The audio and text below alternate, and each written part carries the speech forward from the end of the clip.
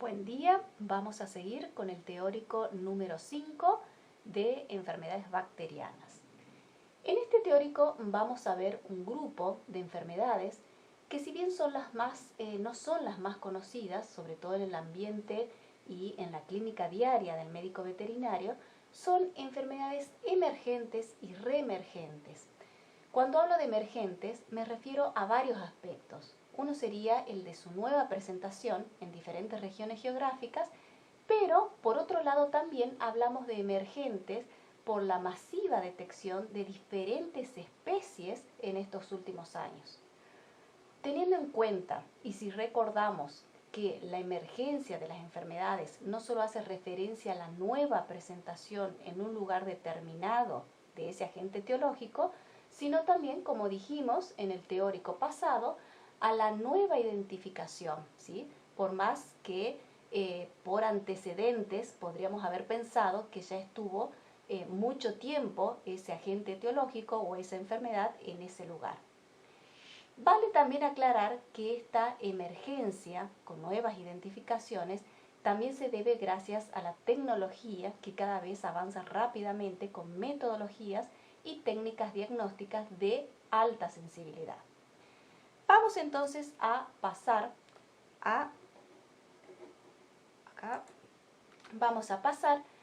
al grupo de las enfermedades producidas por Bartonella, las bartonelosis. Estas enfermedades también se denominan enfermedad de Quintana, fiebre de las trincheras, enfermedad por rasguño de gato, enfermedad de Carrión, verruga peruana, ¿sí? Que en realidad son nombres comunes que hacen referencia al origen de cómo se identificó, a características propias de la enfermedad o también a características de su mecanismo de transmisión. Vamos ahora, si ustedes pueden observar las imágenes, ya podemos por lo menos relacionar y pensar, ¿no es cierto?, en esos mecanismos de transmisión vectoriales y también uno de los animales más importantes que podemos tener en la transmisión de la bartonelosis, como son los gatos. Bien, si bien con anterioridad Bartonella se incluía en el orden de las rickettsiales, los estudios taxonómicos, basados en estudios de biología molecular, incluyeron a estas bacterias en el subgrupo alfa 2 de las proteobacterias, que en realidad son más próximas al género Brucella que al género Rickettsia. Por lo tanto, vamos a tener que estas bacterias están dentro de la familia Bartonellaceae y acá vamos a tener el género Bartonella. Dentro de estas tenemos la Bartonella henselae con distintos tipos de cepa, la Bartonella bacilliformis y la Bartonella quintana, que en realidad no son las únicas, porque ahora ya vamos a ver otras, pero son las que vamos a ver ahora en este teórico y son las que mayor importancia tienen desde el punto de vista de salud público y también epidemiológico con respecto a su casuística. Estas bacterias son bacterias gram negativas, son pleomórficas, son hemotrópicas, es decir, que tienen afinidad por los glóbulos rojos y tienen una acción intracelular facultativa. Bien, la bartonelosis es, si vamos a un concepto muy básico, tenemos que es toda enfermedad provocada por las distintas especies de Bartonella. Acá tenemos que se aislaron 3 especies patógenas para humanos y de estas 3 especies, 6 fueron aisladas tanto en perros como en gatos. Las bartonellas que son patógenas para humanos, las más comunes, tenemos Bacilliformis, que también denominada enfermedad de Carrión, Bartonella quintana, denominada enfermedad de las trincheras comúnmente, Bartonella henselae, que es la enfermedad por arañazo de gato, que son estas 3 las que vamos a ver ahora en este teórico, pero también tenemos otras de importancia en salud pública, que es la Bartonella elizabethae, que es una bartonelosis que va a producir endocarditis muy pronunciada en el humano, también la Bartonella grami, que produce infección intraocular, Grahami. También tenemos la Bartonella wassoensis, que va a producir carditis, Bisoni, que va a producir endocarditis, y también tenemos otra Bartonella, que es la Bartonella claridipgele, que es una Bartonella que, si bien también se denomina enfermedad de arañazo de gato, es menos frecuente que la Bartonella henselae, que también es producida por arañazos de gato. Bien, lo que vamos a ver ahora es la primera de las Bartonellas, que es la Bartonella henselae, que es la que va a producir la enfermedad por rasguño de gato. Acá en este caso vamos a ver que justamente el gato cumple un papel muy importante, el de ser reservorio. Desde el primer aislamiento de la Bartonella henselae de un gato, a principios de la década de 1990, se han realizado numerosos estudios en todo el mundo para determinar la importancia de los gatos como reservorio de esta bacteria. Y se determinó que la prevalencia de la infección varía considerablemente en las poblaciones de gatos de acuerdo a varios factores. Varía según si es una mascota o si es un gato vagabundo. Varía según la zona geográfica, es decir, que existen lugares en el mundo donde no hay circulación de la bacteria en esta especie animal, y se comprobó por estudios también epidemiológicos esta situación. Y también, por otro lado, varía según la edad de los animales.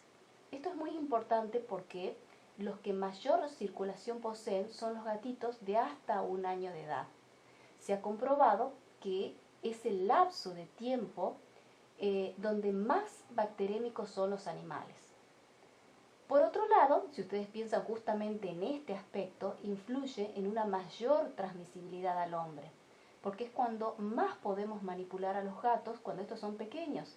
Y sobre todo, el peligro se da en los niños, que también, al ser pequeños, los pueden manipular con más frecuencia y sin el cuidado, digamos, de la higiene. Entonces, estos serían aspectos importantes a tener en cuenta dentro de lo que sería el reservorio. Por otro lado, vamos a ver cómo el hombre contrae la enfermedad. En el caso de la mordedura producida por el gato.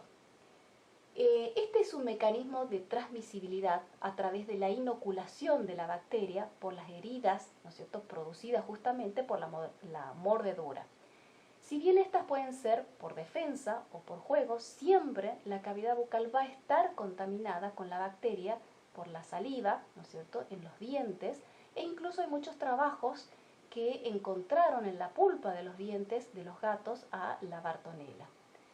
Por lo tanto, es una zoonosis que va a contraer el hombre a partir del contacto con estos gatos, pero ojo que si bien el gato es el principal reservorio de Bartonella henselae, también es reservorio de otras Bartonellas zoonóticas, ¿sí? No es la única que, digamos, va a mantener como reservorio.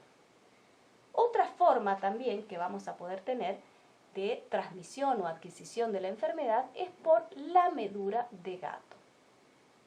Como dijimos anteriormente, la saliva contaminada constituye un vehículo que a través de la lamedura va a contaminar diferentes elementos, y entre ellos las manos del hombre en el momento de juegos. Siempre sabemos que existen microheridas por las que perfectamente pueden penetrar. Acá también hay que remarcar la importancia del lavado de manos frecuentes y en forma correcta luego de acariciar o jugar con las mascotas, ya que sabemos que no es un acto que se va a eliminar. A veces escuchamos como medida de prevención no tocar a las mascotas y sabemos que es algo imposible. Por lo tanto, sí podemos aconsejar que ese lamido de las mascotas no sea cerca o en la cara, y que luego de acariciarlos o del juego, lo principal es la higiene, no estar comiendo cuando nos encontramos justamente con la recreación de las mascotas, no subirlas en los lugares donde dormimos, la higiene, digamos, de las manos, que tenga que ser frecuente, como dijimos anteriormente, y sobre todo correcta. Otra forma de contraer también esta enfermedad es por medio de lo que denominamos rasguño de gatos. Si ustedes observan, yo les puse acá 3 positivos, porque justamente este mecanismo es el más frecuente en cuanto a la posibilidad de transmisión, más aún que la mordida.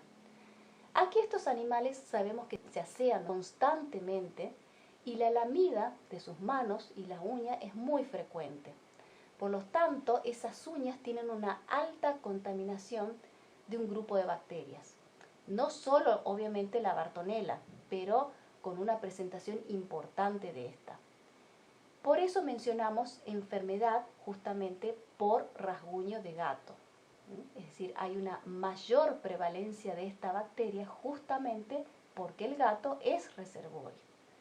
Pero también se suma a esta aseveración que los trabajos presentados como casos de Bartonella henselae en el hombre, el 80% son justamente por rasguño y no por mordedura o por lamedura de gato. Otra forma que el hombre puede llegar a contraer esta enfermedad es por la transmisión que se da por picadura por pulgas. Estas se infectan al adquirir la Bartonella de la sangre de un reservorio con circulación y pasan, obviamente, las bacterias por transmisión anterior. Pero también lo hacen de otra manera. Lo hacen a través de las heces contaminadas, es decir, que cuando una persona puede acariciar a una mascota y ésta tiene en la piel esas heces de pulgas que están contaminadas con la Bartonella, pueden infectarse por el pasaje a través de estas microheridas. Justamente se comprobó que mientras más parasitado esté el gato, ¿sí?, por estos ectoparásitos, mayor era la transmisibilidad por contacto.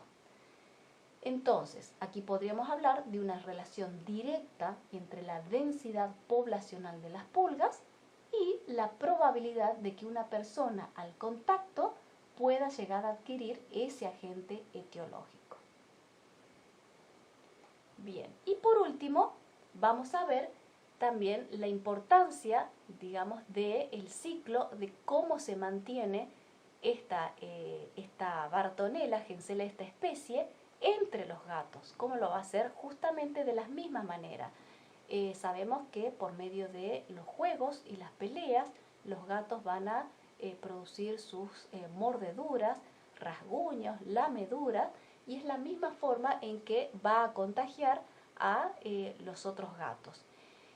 Lo que sí se estudió también es que el mayor porcentaje, digamos, de contagio entre gatos se da, por eso yo le puse acá 3 positivo, por pulgas y no tanto por las lameduras y rasguños. Diferente, ¿sí?, a lo que se da en el hombre, que la mayor probabilidad justamente se da por el rasguño de los gatos. En este caso tenemos que tener en cuenta que el hombre, ¿sí?, es un huésped accidental en todo este ciclo o esta presentación de la enfermedad por rasguño de gato. Bien, lo que vamos a ver ahora, ¿cuál es el papel que juegan los caninos en la bartonelosis? Que en realidad no es muy claro justamente el rol del perro y la Bartonella. Se le adjudica el rol de huésped accidental, pero todavía no es muy claro. Los resultados de muchos trabajos de investigación varían mucho, ¿sí?, de acuerdo a las zonas geográficas. Sí se puede llegar a confirmar que son susceptibles, ¿sí?, son susceptibles y pueden llegar a infectarse y enfermarse con muchas especies de Bartonella, ¿sí?, justamente con Bartonella henselae en algunos lugares geográficos, con Bartonella clarididae, con Bartonella guasoensis y con Elizabethae. Eso sí está comprobado, hay muchos estudios en caninos y son muy susceptibles. Pero, por otro lado, se le adjudica el papel sí de reservorio a unas especies en especial. Justamente es la Bartonella bisoni con la subespecie Berkhoffii, ¿sí? Esta sí se le ha adjudicado como reservorio al canino, ¿sí?, porque causa bacteremia prolongada en esta especie. Ahora, por otro lado, hay también, como dijimos anteriormente, para el gato, hay una relación directa entre lo que es el clima, con las temperaturas más altas, y la mayor infección en los caninos. Es decir, que mientras más tropical es la zona, ¿sí?, más tropical es la zona, los caninos están más cerca de jugar el papel de reservorio.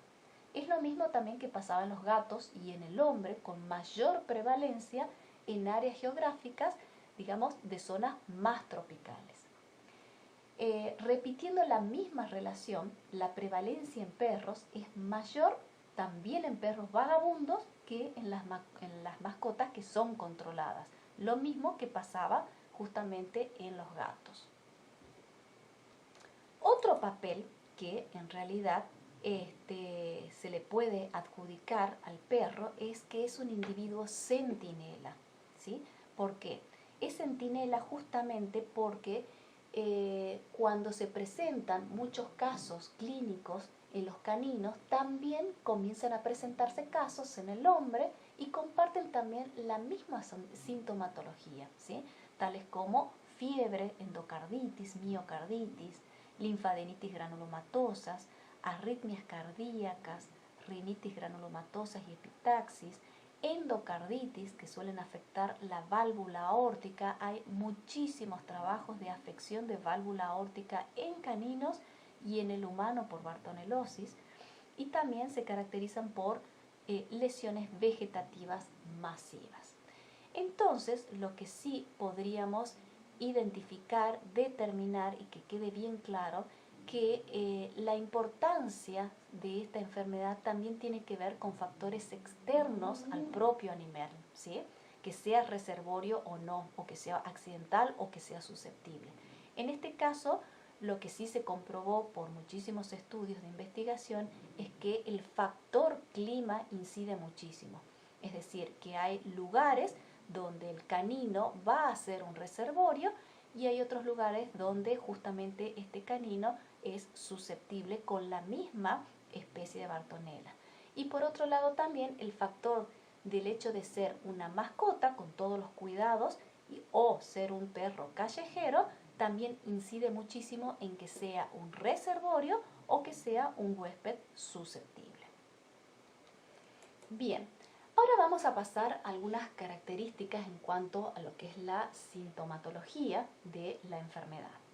Esta va a presentar tanto en el hombre como en el animal pápulas, en el animal susceptible obviamente en caninos y otras especies que también puede ser el equino, van a presentar pápula, linfadenitis regional, fiebre, dolor de cabeza, anorexia, esplenomegalia. También pueden causar meningitis y encefalitis. Hay reportes de casos fatales en el humano justamente por estas meningitis.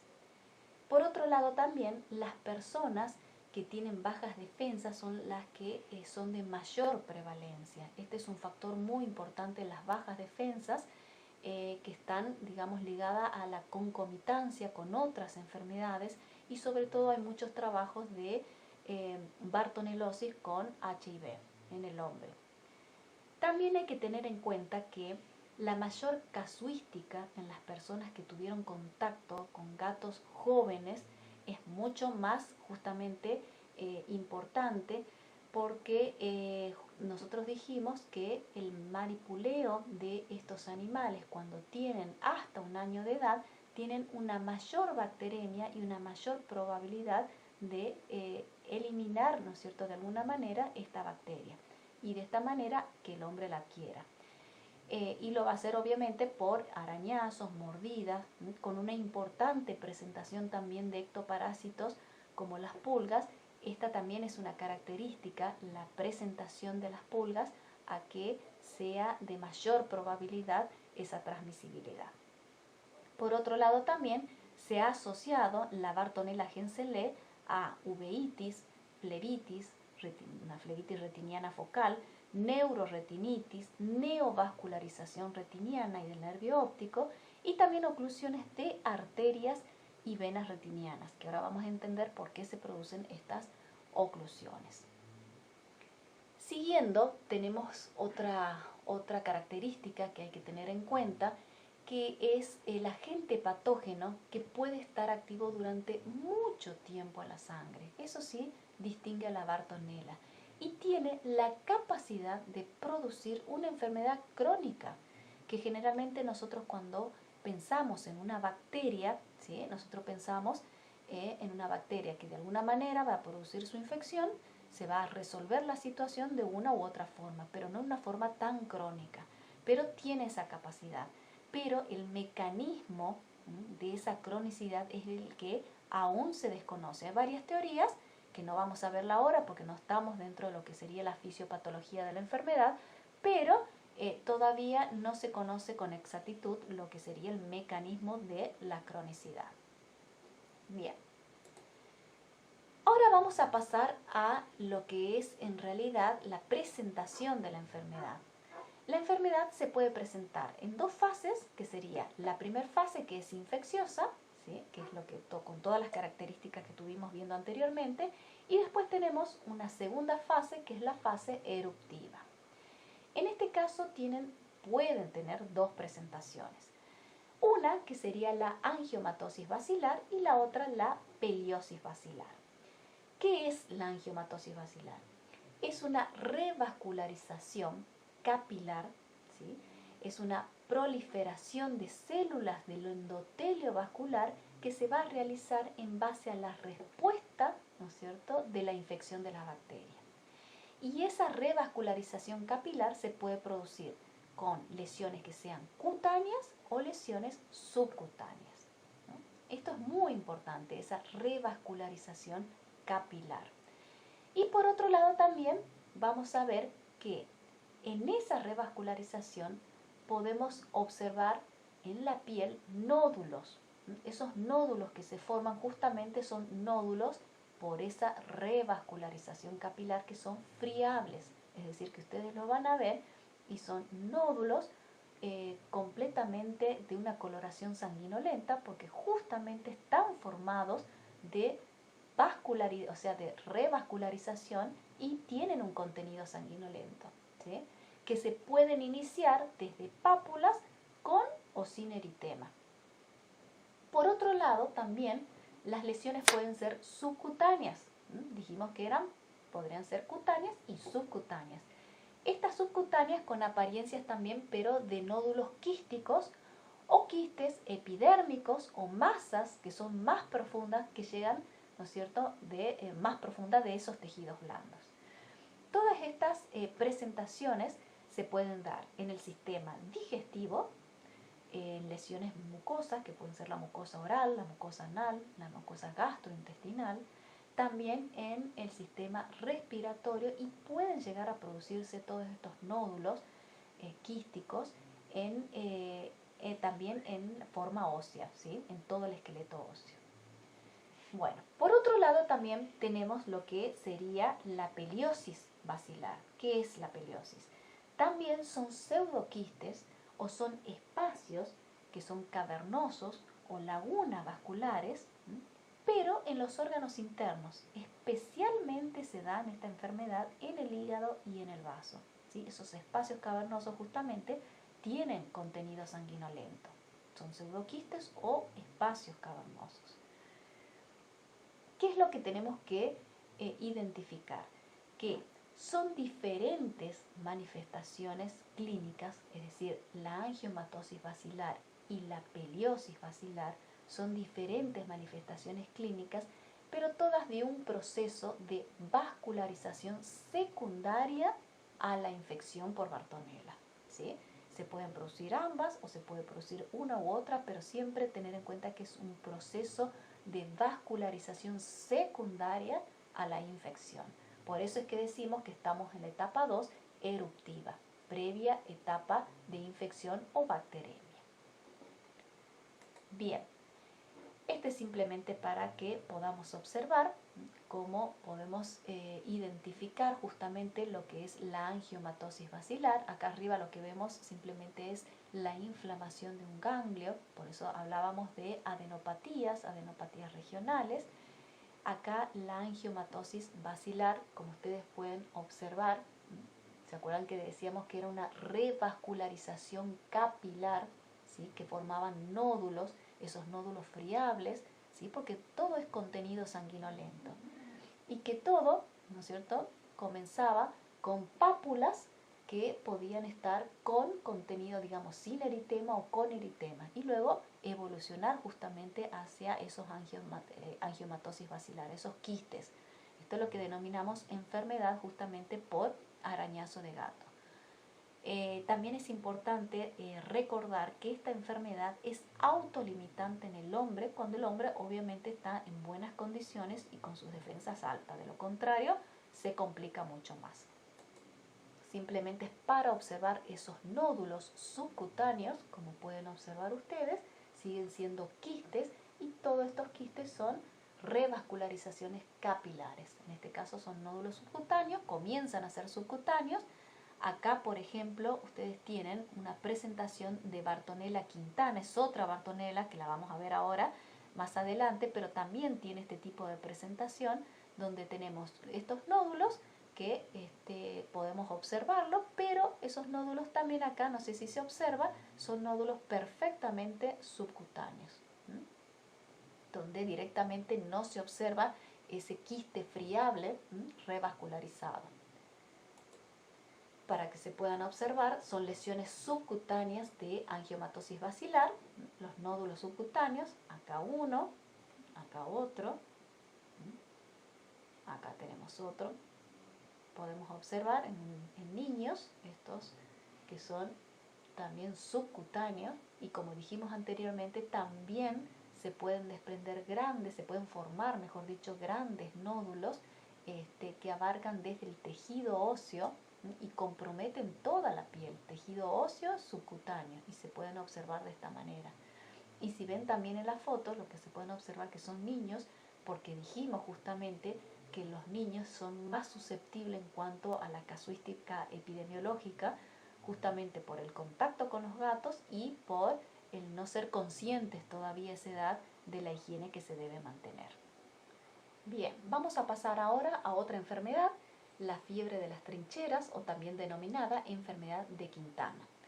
Es producida por Bartonella quintana. Esta es una enfermedad que produjo la muerte de un número importante de personas, de soldados en Europa, en la Primera Guerra Mundial, justamente por, como ustedes pueden ya observar en la imagen, por ser una enfermedad transmisible de hombre a hombre. Acá la transmisión de esta enfermedad se da por el piojo, que es el pediculus, pero no el pediculus capitis, que es el piojo de la cabeza, sino por el piojo pediculus humanus corporis, es el piojo del cuerpo. Es decir, que en esta enfermedad el que va a mantener, ¿no es cierto?, la bacteria en circulación a Bartonella quintana justamente y como reservorio es el hombre. Acá el piojo es el vector transmisor que mediante la picadura de una persona infectada va a transmitir a otra persona, ¿no es cierto?, que no esté infectada y de esta manera mantiene el ciclo de la enfermedad. Por otro lado, vamos a pasar a la otra bartonellosis, que también es vectorial, denominada enfermedad de Carrión, fiebre de Oroya o también denominada verruga peruana. Esta es producida por la especie Bartonella bacilliforme. Y como pueden observar en la imagen, también el ciclo es muy básico. ¿Por qué? Porque la transmisión es una transmisión vectorial que se da hombre, vector, hombre. Es decir, que acá nuevamente también el reservorio, el que va a mantener en la circulación a Bartonella bacilliformis, justamente es el hombre, es el reservorio. Este va a ser picado por un vector, que en este caso es del género Lutzomia. Como podemos observar, no todos los flebótomos lo único que van a transmitir es leishmania, sino también transmiten otros agentes etiológicos, transmiten arbovirus y como pueden observar acá, también una bacteria de importancia que es la Bartonella bacilliformis. Este flebótomo es antropofílico, es decir, que se alimenta de sangre del hombre y específicamente se trata de una especie que es Lutzomia verrucarum. Hay dos especies también que las relacionan con la Bartonella bacilliforme, que tiene probabilidad, pero todavía no tienen importancia, digamos, en cuanto a la distribución y epidemiología de la enfermedad. Lo que sí no se ha identificado ningún reservorio animal doméstico o silvestre que mantengan en circulación a Bartonella basiliforme, aunque se están estudiando y no se descarta su posibilidad. Acá podemos observar las características clínicas que presenta la enfermedad de Carrión por Bartonella basiliforme, que en realidad son muy similares en todas las bartonelosis, es decir, todas tienen esas dos fases que habíamos nombrado anteriormente. La primera fase, que es la fase de bacteremia, ¿sí? Y la segunda fase, que es la fase eruptiva. En este caso, con Bartonella basiliforme podemos tener esta presentación, donde vamos a tener estas verrugas, ¿sí?, que formaban parte de esos nódulos quísticos friables que se pueden presentar aislados, 1, 2 o 3, en forma importante. Ahora vamos a ver la segunda diapositiva, o también, como pueden observar en esta imagen a la derecha, donde el tamaño de esos quistes con contenido sanguinolento son importantes. Acá simplemente para que vean las características que siempre se presentan de la inflamación de los ganglios regionales. Acá pueden observar la Bartonella en Bartonella quintana, que era la producida por la picadura de piojo, donde también tiene una manifestación eruptiva y se presenta también esta forma nodular quística friable, ¿sí?, sobre la piel. En este caso, enfermedad de Carrión, que era por basiliforme, es decir, transmitida por el flebótomo. Tenemos también una presentación en las mucosas, tanto mucosa digestiva como mucosa respiratoria. Y por otro lado también tenemos la presentación de esos nódulos, pero en forma masiva, por eso hablamos de forma severa o forma miliar, cuando se presenta así, de esta forma. Son pequeños, no son grandes, pero en una forma muy importante, masiva. Esta sería la forma de nódulos quísticos, que son friables, pero es de forma miliar, ¿sí?, como pueden observar, en una forma de dispersión bastante importante. Si bien la presentación que es eruptiva no es la más letal, en este caso, como pueden observar, ya tiene un compromiso de gravedad. Acá también exactamente lo mismo en un niño, donde ya tenemos un compromiso en todo el cuerpo. Bien, ahora, pasando a lo que sería la epidemiología, en cuanto a la distribución geográfica de las distintas especies, ya nombramos que Bartonella henselae, que era la producida, la denominada, mejor dicho, por arañazo de gato, es una bartonelosis que tiene distribución mundial. Lo mismo sucede con Bartonella quintana, que era la producida justamente por la picadura de piojos, también denominada fiebre de las trincheras, que también es de distribución mundial. Acá la que tiene una distribución especial sería Bartonella basiliforme, la que acabamos de ver, denominada verruga peruana, que sí posee áreas que son específicas y bien definidas, que la vamos a ver ahora. Esta es una enfermedad emergente, está muy relacionada a los focos de pobreza en los lugares endémicos y con presentación de brotes epidémicos en zonas endémicas.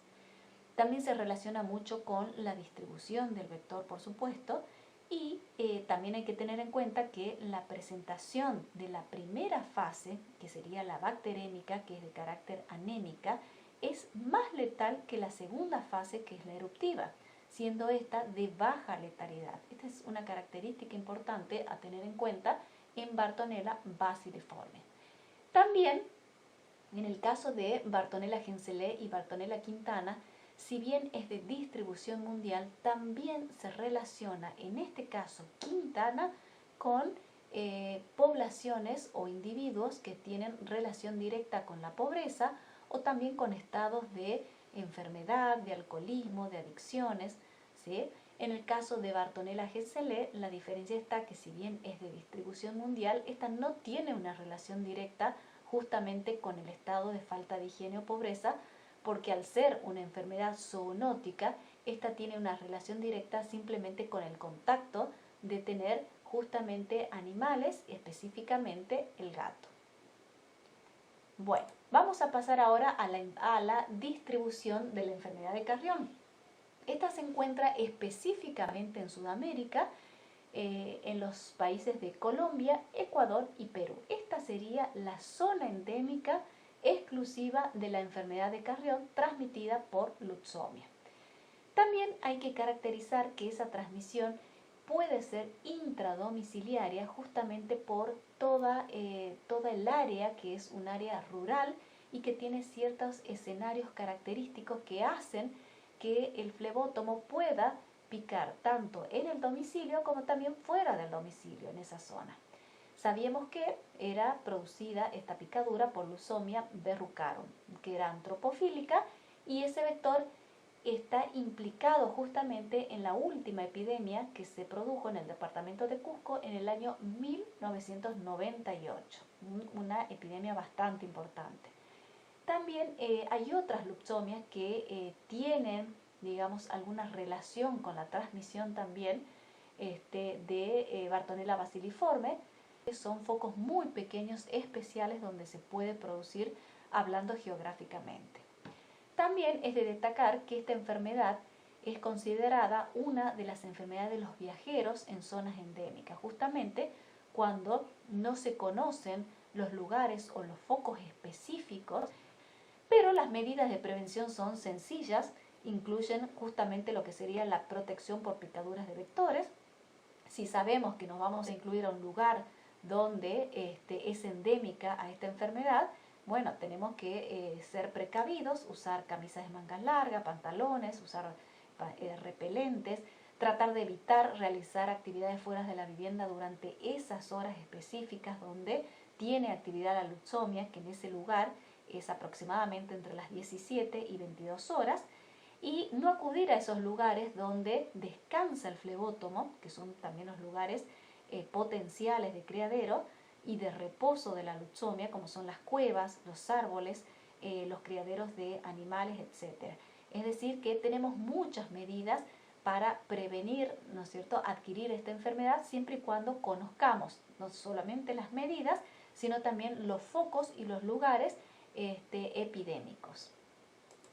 Bien, esto simplemente son distintos recortes de publicaciones para demostrar la importancia que están teniendo actualmente estas enfermedades. En este caso es un recorte donde un paciente de 6 años de edad, que es derivado de la provincia de Entre Ríos, Argentina, presenta un síndrome febril de 15 días de evolución, con las adenopatías localizadas, que siempre veíamos en las figuras, si recuerdan, y se diagnostica justamente enfermedad por arañazo de gato con neumonitis, identificando el agente etiológico como Bartonella henselae. Entonces acá podemos ver, así como estos muchos artículos, donde está siendo importante el diagnóstico por arañazo de gato, y hay compromisos no solamente pulmonar, sino ya vamos a ver también compromisos a nivel del sistema nervioso central. Este es otro recorte de otra comunicación científica, justamente lo que le decía anteriormente, que es una infección por Bartonella henselae con un compromiso de sistema nervioso central. Este es otro recorte donde tenemos que es un informe donde se evidencia serológicamente en pacientes pediátricos con sospecha clínica de enfermedad por arañazo de gato a Bartonella henselae, ¿sí? Esto simplemente se acota porque se están haciendo muchos estudios justamente por la relación de la aparición de esta bacteria con pacientes. Fíjense que estamos hablando siempre de pacientes pediátricos, y por la epidemiología del tener o estar en contacto con el gato, ¿sí? Por eso es importante y se hace hincapié en que se investigue la seroprevalencia de Bartonella en Argentina, porque esto va a permitir de alguna manera darle la importancia que se merece a esta zoonosis en nuestra población. Acá tenemos otro recorte de la revista veterinaria, donde también habla sobre la Bartonella, donde hace hincapié que es un patógeno nuevo, es emergente y es importante para los veterinarios por el hecho de el contacto directo de la enfermedad en otras especies animales que sí son susceptibles, como dijimos anteriormente, que pueden ser caninos y otros animales, el hecho de que el gato sea reservorio, y también de que es una enfermedad zoonótica y que el propio veterinario puede llegar a adquirirla.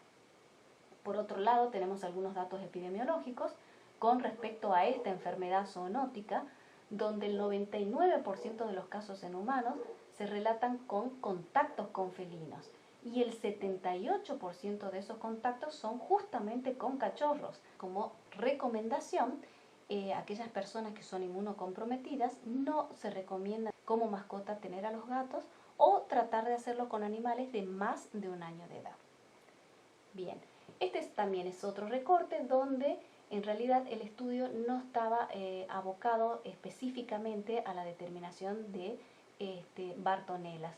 Lo que se hacía en este estudio es ver el estatus convulsivo como manifestación clínica de lo que es la encefalomielitis diseminada aguda.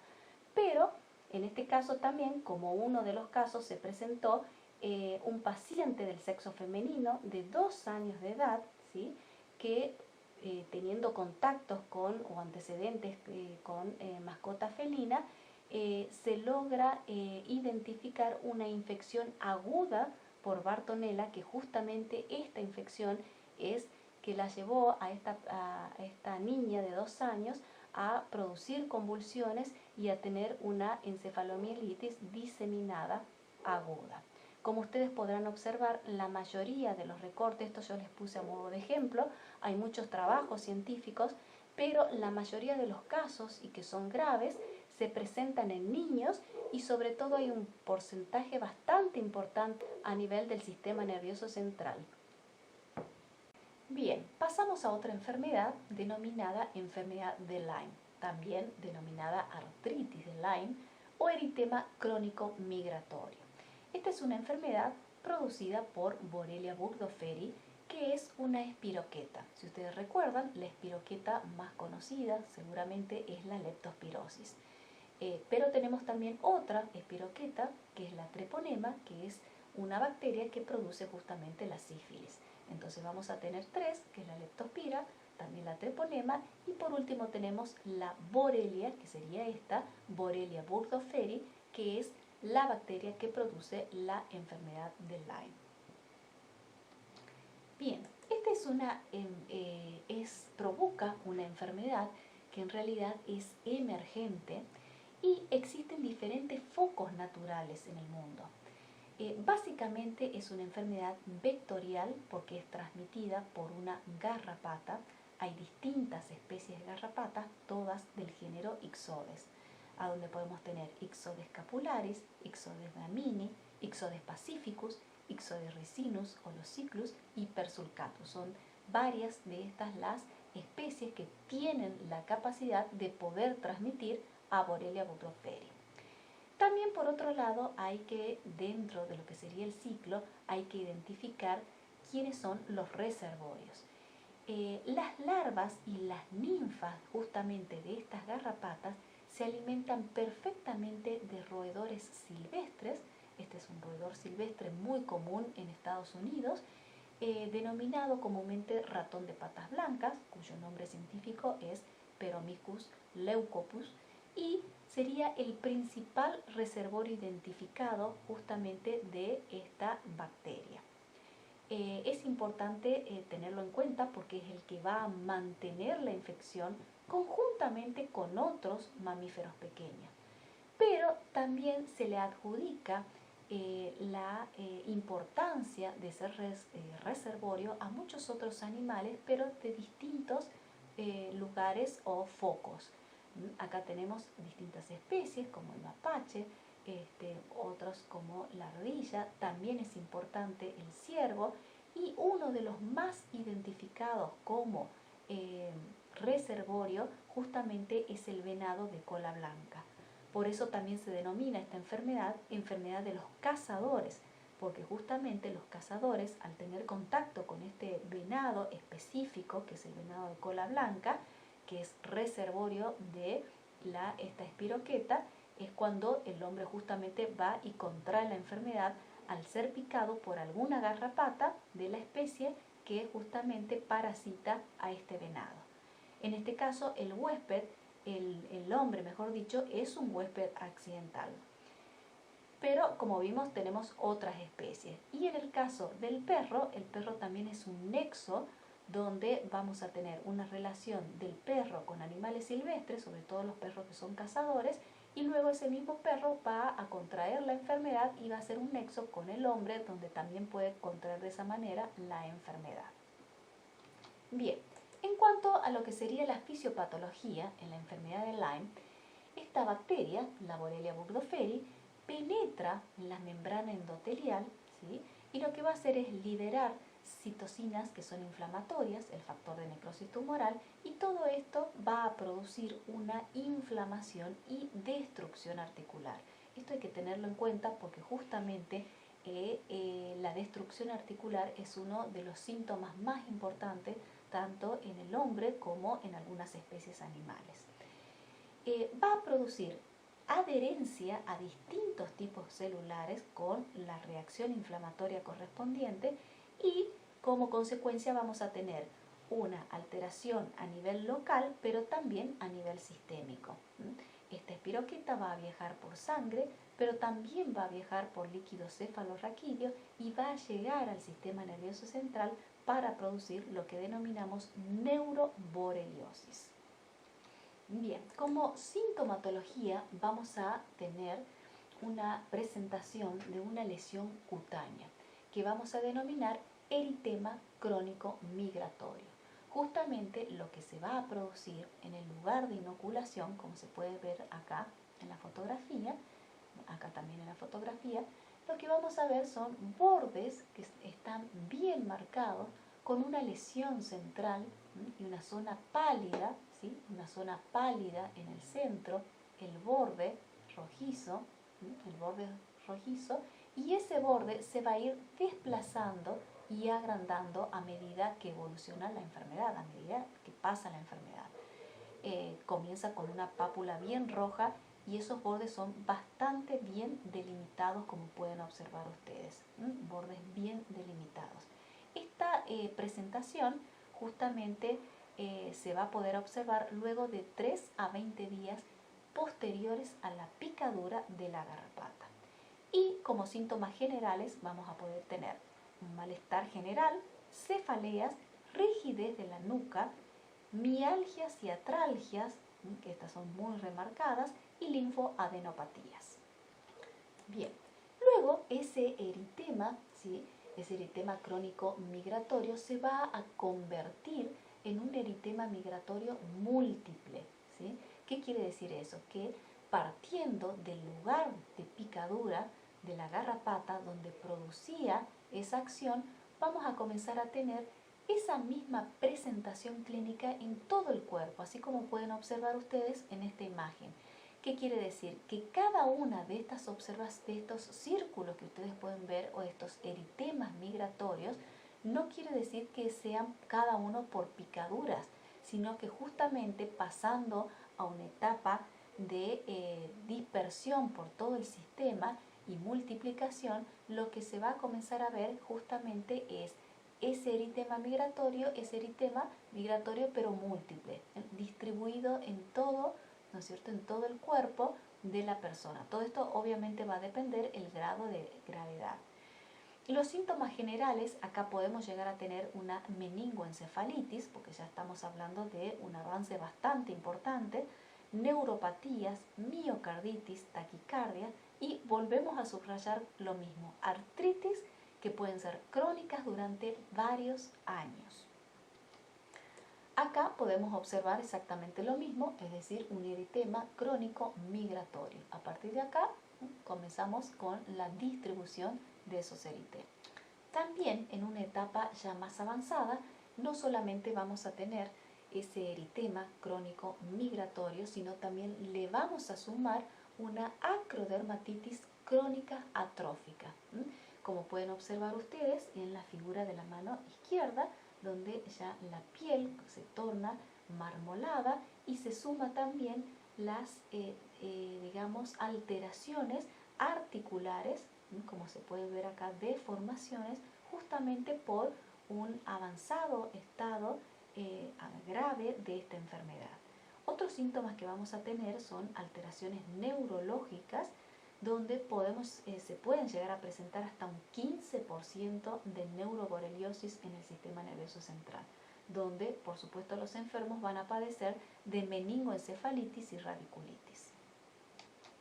Bien, acá pueden observar también lo que sería la acrodermatitis crónica atrófica con la piel, como se puede observar, diferente, y también obviamente las articulaciones, la deformación de las articulaciones.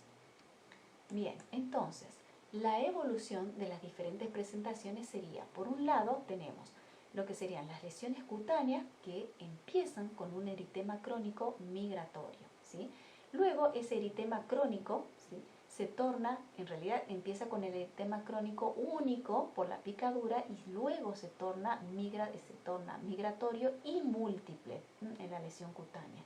A partir de esto también tenemos que sumarle al eritema crónico migratorio y múltiple una acrodermatitis crónica atrófica, que incluso hay casos de visibilidad de esta patología hasta 10 años en la piel.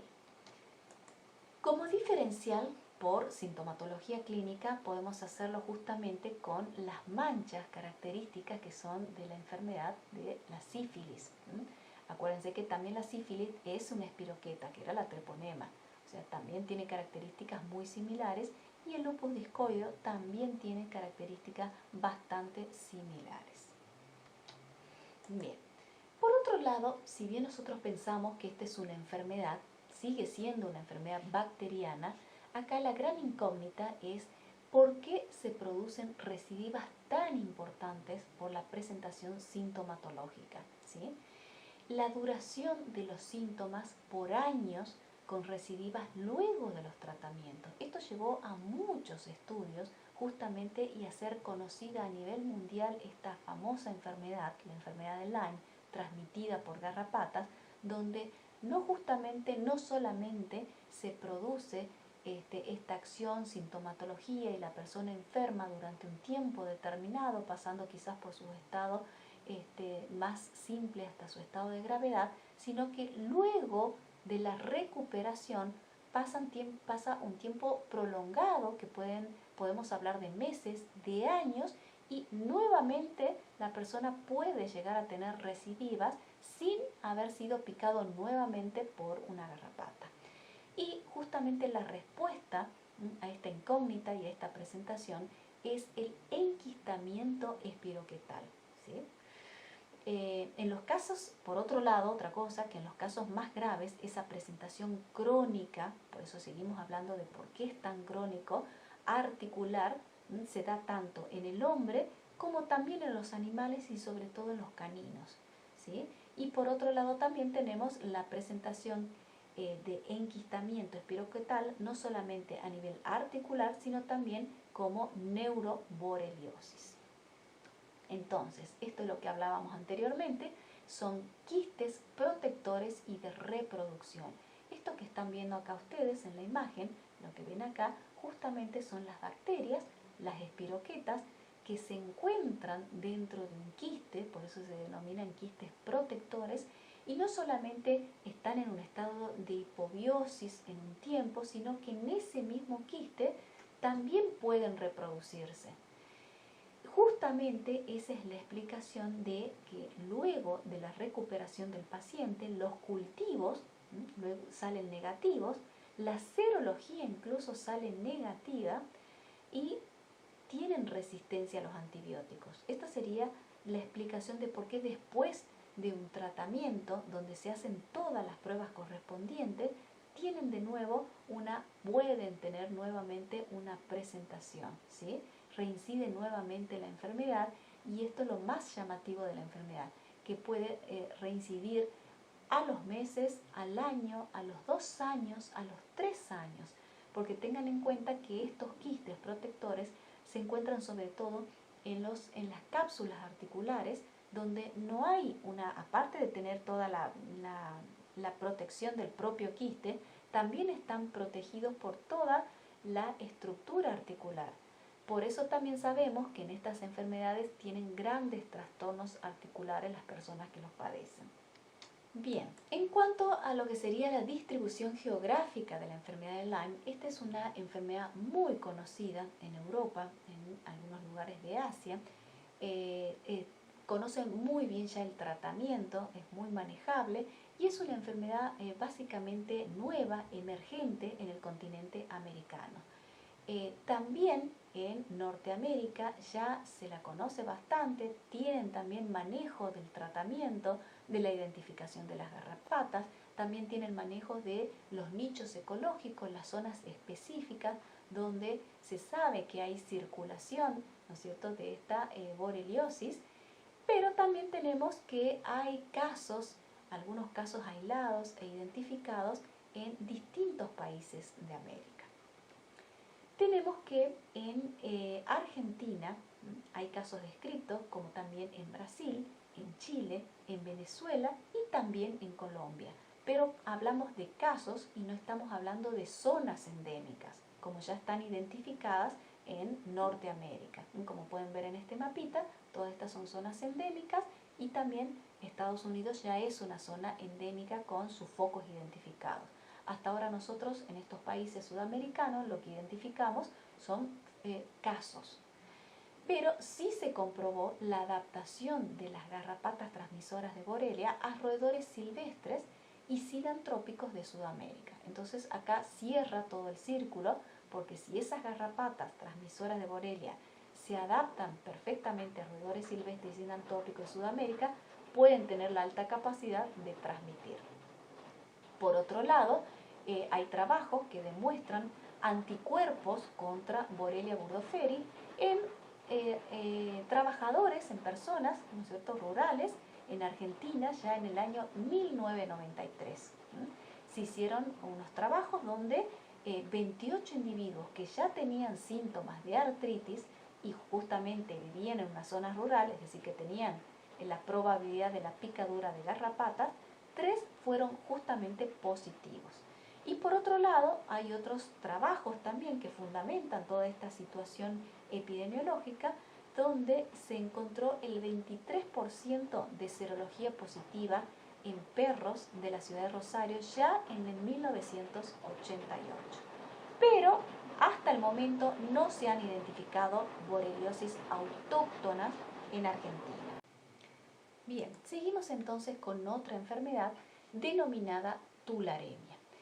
Tularemia es una enfermedad que también se denomina enfermedad de los cazadores, fiebre del conejo, enfermedad de la mosca del venado.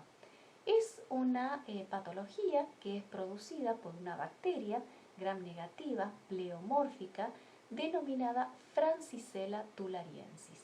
Y tiene la característica de sobrevivir meses en el agua, en el barro o también en cadáveres en descomposición. Justamente todas estas características son las que van a llevar, ¿no es cierto?, a la enfermedad a presentarse de diferentes maneras en el individuo. Bien, para ver cuál es la cadena epidemiológica y la forma de transmisión de esta enfermedad, tenemos que la Francisella tularensis se encuentra justamente en focos naturales, ¿sí?, en vertebrados silvestres. Estos focos naturales se pueden dar en algunos bosques, en áreas silvestres, y van a ser transmitidos por medio de un vector. Ese vector es un vector biológico que van a ser las garrapatas. La característica es que va a ser un vector con una actividad transestadial y transovárica, es decir, que va a transmitir ese agente etiológico a su progenie. Cuando nosotros hablábamos de transmisión a su progenie de las garrapatas, ya estábamos hablando y adjudicándole el rol de reservorio a este vector. Por otro lado, lo que vamos a ver es cuáles son aquellos animales silvestres de máxima susceptibilidad. Y justamente son los conejos, ¿no es cierto?, los conejos silvestres, las liebres y sobre todo las ratas. Esos son los más susceptibles y los que mayormente justamente van a contraer el agente etiológico, van a desarrollar la enfermedad, van a desarrollar la septicemia, es decir, que son los más peligrosos. Por otro lado, hay otras especies animales también que tienen un grado de susceptibilidad, pero menor a estos nombrados, que son los castores, los zorros, los bisones, ¿sí?, y dentro de los domésticos también tenemos al gato y a los ovinos. Esto quiere decir que no todos los animales son susceptibles, ¿sí? cosa que vamos a tener en cuenta es quién es ese vector biológico, quién es el representante. Acá en esta especie, mejor dicho, en esta enfermedad, vamos a tener a el género Ixodes, también Amblioma y también Dermacento. Por otro lado, nosotros lo que vamos a querer saber es cómo el hombre va a adquirir esta enfermedad. Y lo va a hacer de tres maneras. ¿Cuáles son? Por un lado, sabemos que el hombre justamente se denomina enfermedad de los cazadores porque el hombre va a penetrar a estos focos naturales justamente por distintos hábitos. Y uno de esos hábitos es el hábito de cazar distintas especies de animales y entre esas especies normalmente liebres, conejos, etc. Entonces, el hombre va a contraer la enfermedad por el contacto con esos animales silvestres y lo va a hacer a través de la piel, de las conjuntivas, a través de las vías respiratorias. ¿Sí? ¿Por qué? Porque normalmente estas personas que van de caza van a manipular justamente el animal muerto, lo pueden hacer justamente en el mismo campo, en el mismo lugar donde se produce la caza, o llevan directamente estos animales a sus casas para manipularlos ahí. Lo que van a hacer es, por ejemplo, sacarles, ¿no es cierto?, toda la parte de la piel. Algunas veces dejan esa piel en el campo y otras veces llevan entero y hacen ese trabajo en sus casas. O sea, todo ese manipuleo de un animal que está teniendo esa bacteremia va a hacer un contacto directo con las manos justamente de esta persona y va a poder adquirir por esas microheridas una bacteria como cualquier otra bacteria, pero también se puede llegar a tocar la cara, entonces llevar la bacteria a las conjuntivas. Y también el consumo de esa carne mal cocida. Tengamos en cuenta que si estos animales tienen una bacteremia y la carne no está bien cocida, también podemos contraer la enfermedad de esa manera.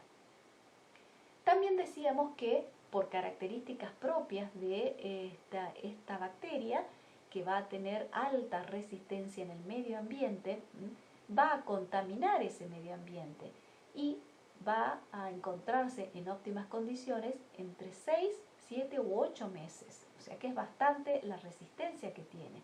Es decir, que una persona que por ahí no penetre esos focos naturales con el hábito de la caza, sino simplemente con otros hábitos de paseo, de recreación, etc., también al contactar con un ambiente contaminado puede llegar a contraer esta enfermedad. Y la otra forma también es por medio de la picadura de los vectores, es decir, por algunas de estas garrapatas que puedan tener acceso, ¿no es cierto?, y poder picar y transmitir la enfermedad. Por otro lado, vamos a ver las presentaciones de esta enfermedad, de tularemia, según las vías de penetración que vimos que fueron varias.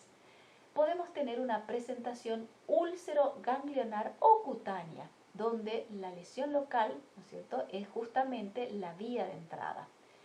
En este caso podemos tener una ulceración necrotizante en ese mismo lugar de entrada y paralelamente a esto se van a presentar la tumefacción de ganglios regionales. Incluso esos ganglios tumefactos pueden llegar a avanzar y ulcerarse, ¿sí? Por otro lado también podemos tener una presentación que es óculo-ganglionar.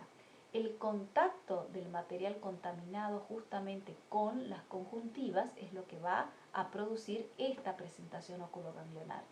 Se pueden llegar a ver pápulas ulceradas en los párpados y también una presentación de tumefacción de ganglios regionales al lugar, ¿no es cierto?, óculo-ganglionar. Por otro lado también la presentación pulmonar, dijimos por aerosoles.